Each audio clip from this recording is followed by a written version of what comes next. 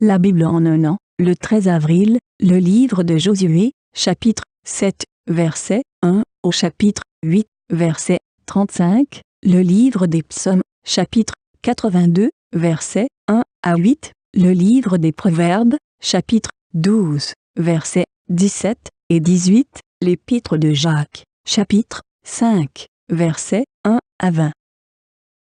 Le livre de Josué, chapitre 7. Les Israélites commirent un acte d'infidélité au sujet des biens voués à la destruction. Akan, fils de Carmi, petit-fils de Zabdi, et descendant de Zérak, de la tribu de Juda, prit des biens ainsi consacrés, et la colère de l'Éternel s'enflamma contre les Israélites. De Jéricho, Josué envoya des hommes vers Haï, qui est situé près de Beth-Aven, à l'est de Béthel. Il leur dit: « Montez explorer le pays. » Ces hommes montèrent explorer Haï. De retour vers Josué, ils lui dirent: « Il est inutile de faire monter tout le peuple à l'attaque. 2000 ou 3000 hommes suffiront pour battre Haï. Ne donne pas cette fatigue à tout le peuple, car eux sont en petit nombre. » Ainsi 3000 hommes environ se mirent en marche, mais ils prirent la fuite devant les habitants d'Haï. Les habitants d'Haï leur tuèrent environ 36 hommes. Ils les poursuivirent depuis la porte de la ville jusqu'à Shebarim et les battirent à la descente. Le peuple perdit courage et se liquéfia. Josué déchira ses vêtements et se prosterna jusqu'au soir, le visage contre terre, devant l'arche de l'Éternel. Il était avec les anciens d'Israël, et ils se couvrirent la tête de poussière. Josué dit: « Ah, Seigneur éternel, pourquoi as-tu fait passer le Jourdain à ce peuple? Est-ce pour nous livrer entre les mains des Amoréens et nous faire mourir? Si seulement nous avions su rester de l'autre côté du Jourdain. De grâce, Seigneur, que dirais-je maintenant qu'Israël a pris la fuite devant ses ennemis? Les Cananéens et tous les habitants du pays l'apprendront. Ils nous encercleront et feront disparaître notre nom de la terre. Et que feras-tu pour ton grand nom? » L'Éternel dit à Josué: « Lève-toi. Pourquoi restes-tu ainsi prosterné? Israël a péché. Ils ont violé mon alliance, celle que je leur ai prescrite. Ils ont pris des biens voués à la destruction, ils les ont volés et ont menti, et ils les ont cachés parmi leurs affaires. Ainsi, les Israélites ne peuvent plus résister à leurs ennemis. Ils prendront la fuite devant eux, car ils sont sous une menace de destruction. Je ne serai plus avec vous si vous n'éliminez pas l'objet voué à la destruction du milieu de vous. Lève-toi, consacre le peuple, tu ordonneras. Consacrez-vous pour demain, car voici ce que dit l'Éternel, le Dieu d'Israël. Il y a un objet voué à la destruction au milieu de toi, Israël. Tu ne pourras plus résister à tes ennemis, jusqu'à ce que vous l'ayez enlevé du milieu de vous. Vous vous approcherez le matin par tribu, et la tribu que désignera l'Éternel s'approchera clan par clan. Le clan que désignera l'Éternel s'approchera famille par famille, puis la famille que désignera l'Éternel s'approchera homme par homme. Celui qui sera désigné, comme ayant pris des biens voués à la destruction, sera brûlé au feu, lui et tout ce qui lui appartient, pour avoir violé l'alliance de l'Éternel et commis un acte odieux en Israël.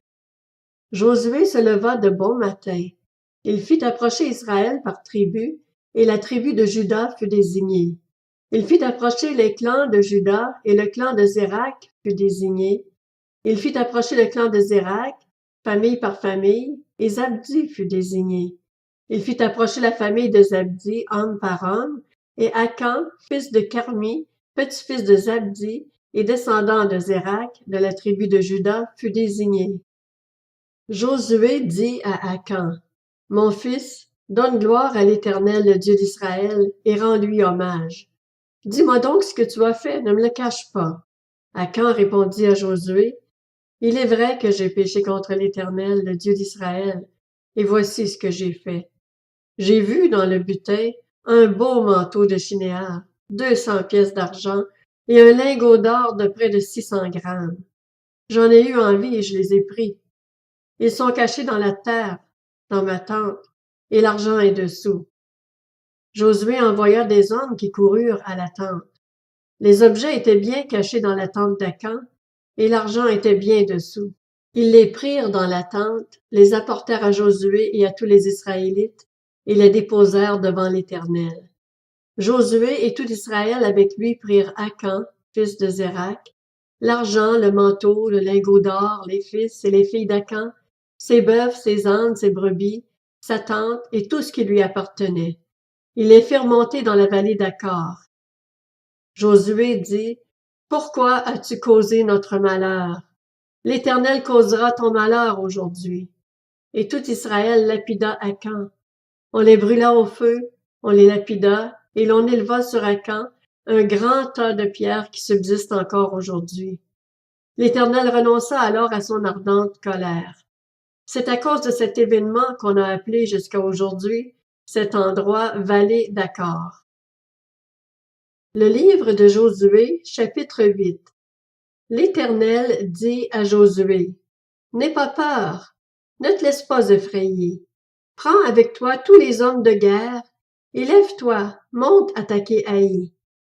Regarde, je livre entre tes mains le roi d'Haï et son peuple, sa ville et son pays. Tu traiteras Haï et son roi, comme tu as traité Jéricho et son roi. Toutefois, vous garderez pour vous le butin et le bétail. Place une embuscade derrière la ville. » Josué se leva avec tous les hommes de guerre pour monter attaquer Haï. Il choisit 30 000 vaillants hommes, qu'il fit partir de nuit, et auxquels il donna cet ordre. « Écoutez, vous vous mettrez en embuscade derrière la ville. Ne vous éloignez pas beaucoup de la ville et soyez tous prêts. De mon côté, avec tout le peuple qui m'accompagnera, nous nous approcherons de la ville. Quand ils sortiront à notre rencontre comme la première fois, nous prendrons la fuite devant eux. Ils nous poursuivront jusqu'à ce que nous les ayons attirés loin de la ville, car ils se diront, ils fuient devant nous comme la première fois, et nous prendrons la fuite devant eux. Vous quitterez alors votre cachette, et vous vous emparerez de la ville, et l'Éternel votre Dieu la livrera entre vos mains. Quand vous aurez pris la ville, vous y mettrez le feu. Vous agirez comme l'Éternel l'a dit.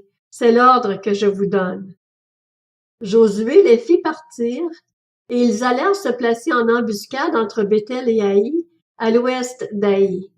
Quant à Josué, il passa cette nuit-là au milieu du peuple. Josué se leva de bon matin, passa le peuple en revue, et marcha contre Haï. Il était à la tête du peuple avec les anciens d'Israël. Tous les hommes de guerre qui l'accompagnaient montèrent et s'approchèrent d'Haï. Une fois arrivés en face de la ville, ils installèrent leur camp au nord d'Haï, dont ils étaient séparés par la vallée. Josué prit environ 5 000 hommes et les plaça en embuscade entre Béthel et Haï, à l'ouest de la ville. Lorsque tout le camp eut pris position au nord de la ville et l'embuscade à l'ouest de la ville, Josué s'avança cette nuit-là au milieu de la vallée. Lorsque le roi d'Haï vit cela, les habitants d'Haï s'empressèrent de se lever et sortirent à la rencontre d'Israël pour le combattre. Le roi se dirigea avec tout son peuple vers un endroit fixé du côté de la plaine, sans savoir qu'il y avait derrière la ville une embuscade contre lui. Josué et tout Israël firent semblant d'être battus devant eux et s'enfuirent par le chemin du désert. Alors tout le peuple qui était dans la ville se rassembla pour se mettre à leur poursuite. Ils poursuivirent Josué et furent ainsi attirés loin de la ville. Tous les hommes d'Haï et de Béthel, sans exception, sortirent contre Israël. Ils laissèrent la ville ouverte et poursuivirent Israël. L'Éternel dit à Josué, « Tends vers Haï le javelot que tu tiens, car je vais la livrer en ton pouvoir. » Josué tendit le javelot qu'il tenait vers la ville. Dès qu'il eut tendu la main, les hommes en embuscade sortirent rapidement de l'endroit où ils étaient. Ils pénétrèrent dans la ville, s'en emparèrent et s'empressèrent d'y mettre le feu.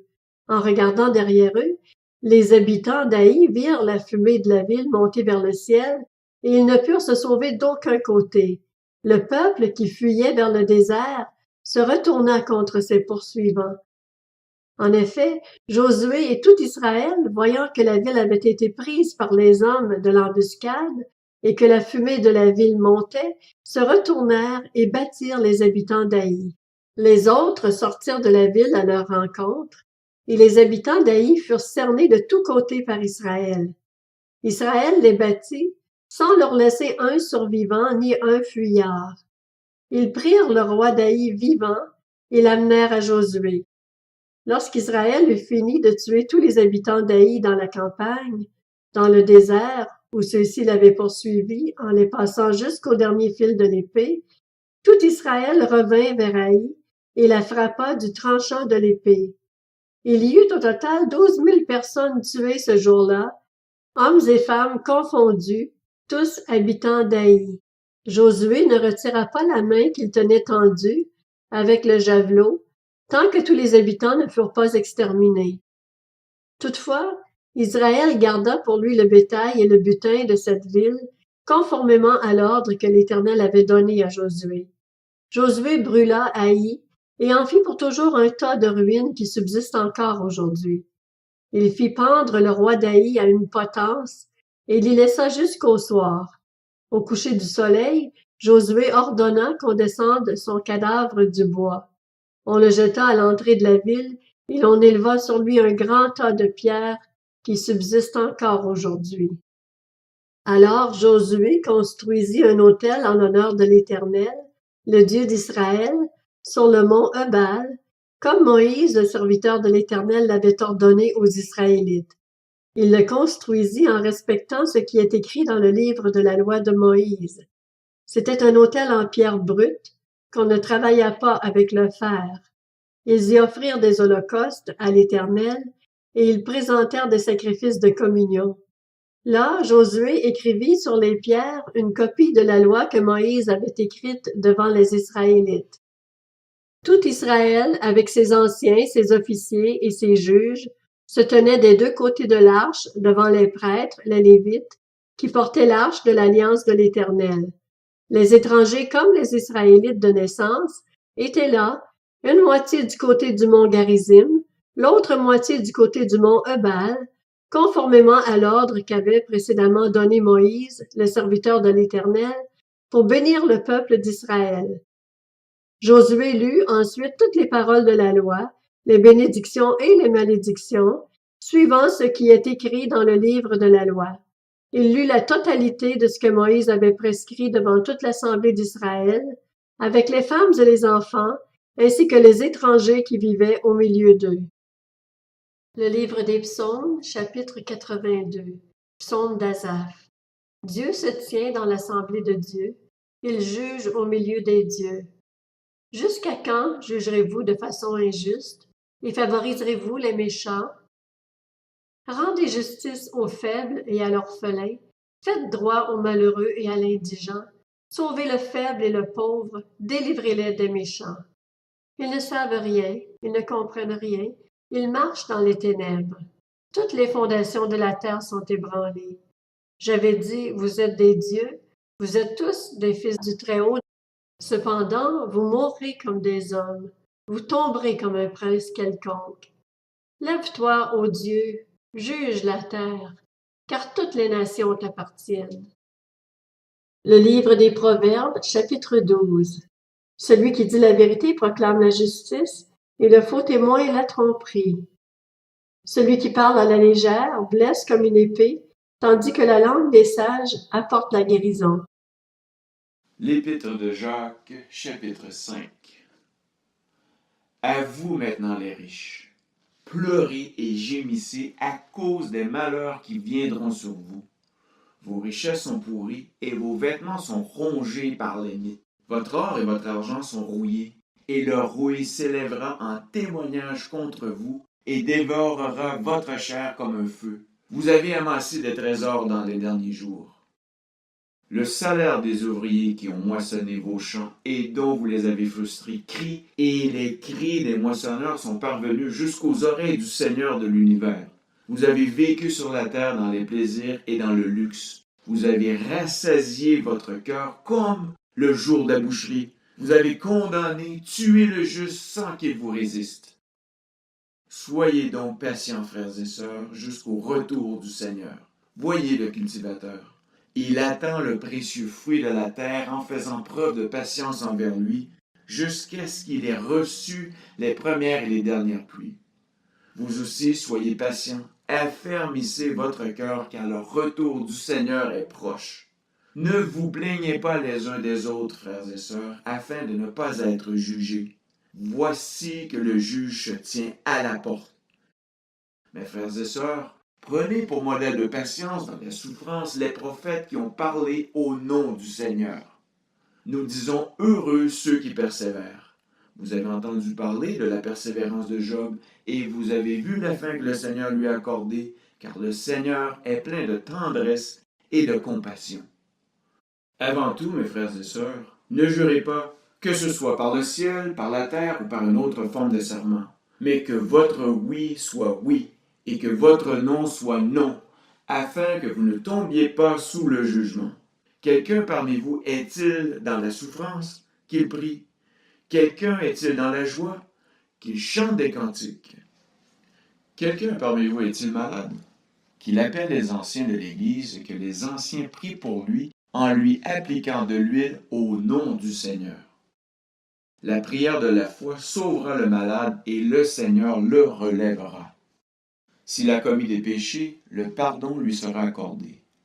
Avouez-vous donc vos fautes les uns aux autres et priez les uns pour les autres afin d'être guéris. La prière du juste agit avec une grande force. Élie était un homme de la même nature que nous. Il a prié avec insistance pour qu'il ne pleuve pas, et il n'est pas tombé de pluie sur la terre pendant 3 ans et 6 mois. Puis, il a de nouveau prié, et le ciel a donné de la pluie, et la terre a produit son fruit.